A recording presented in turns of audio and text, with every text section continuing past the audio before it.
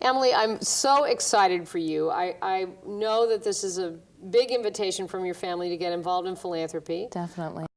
I don't know much about you, but I want to say I'm so pleased that you're the next generation with a whole different worldview. You've grown up at a time when obviously you're seeing a lot of things that need to be changed, and we're really pleased that you're here and that your family just asked me to, have a little dialogue with you about some potential ahead. What do you think about, what you'd like to change or preserve during your lifetime? This is a step. I know you've probably at college, you've were involved in some things. Are there issues that you really care about? Is there something you'd love to change and preserve during your lifetime? Well, yeah, I think, when I was at college, you mentioned I was involved in an organization. I don't know if my parents told you or not, but I was an urban planning major, and I did have the opportunity to start a community garden with some local inner city kids, and I really just got to see community build on that wasn't built in a way before, and it was, it kind of really brought me out of this very white upper middle class mindset to see how, other minority populations and inner city urban kids really need the opportunity to have some of the positive environmental externalities like urban green space like I had when I was a kid. That's great. And can you see, based on, have you ever looked at the mission statement that's within your family foundation? Do you have any idea what they've been giving to? Well, I know it has something to do with the arts and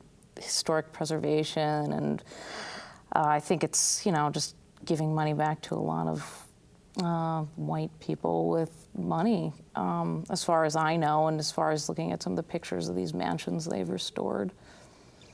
Well, I think the important part is to really honor your family's choices as their values and their vision. And, what I want to invite you to do is actually see this as a learning community. Right. There are things that you may want to learn from them. Mm-hmm. They're probably great money mentors. Obviously, your dad and your mom have built this corpus over many, many years. Mm-hmm. And yet, you're also going to bring new ideas to them. And so your values and you having your own giving plan, have you ever done your own giving plan or looked at your own values and written them down and thought about, okay, what's the connection between what I care about and this racial justice with what you may long-term want to make an impact about? No, I've never done that before. So let's get you going with having your own giving plan and having the own basis of your own values. Now, you can assume what your parents' values are, but ideally you would also say, hey, I've done my giving plan, here's mine, what's yours? Right, It's a great way to sort of get them to, open up to the fact that, hey, you're a distinct, different individual. If it's going to be a family foundation and not just your parents' foundation, over time, what do you think? Is it your style to come in and listen for a few months and kind of see what they do? Or would you like to, within the first few months, present your giving plan and say, here's my real interest, what's yours?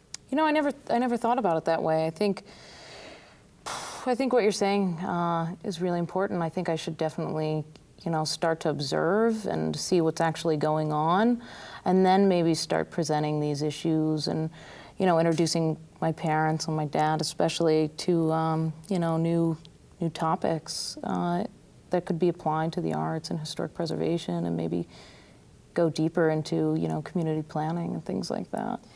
Right, and I don't know whether you know of other young people that are involved with family foundations, but there are networks of young donors through resource generation that you could actually go to conferences and learn from your peers. But the other piece is, how do you actually learn about community, and how do you figure out how much money you have now as a family foundation? Right. Obviously, with the market going up and down, from year to year, sometimes you're not sure what the total budget's going to be. Are you going to contribute to the family foundation over time? Are you going to have a business or, have your own income that you're going to go, wow, I'd like to actually have more in my pot? So these are all questions that families have to think about, and you'll learn that from other peers. The powerful piece is you getting that this is a learning environment. Right. It's not the whole of your philanthropy, but it's a very cool position from which to actually go out and do work in the community. So going out on site visits with your parents, checking out what is meaningful to them is a way of saying, hey, I honor those are your decisions. Come on a site visit with me. I want to show you some other stuff. And you begin to open to each other's perspectives. So can you imagine going on a site visit or taking your parents to something that's meaningful to you?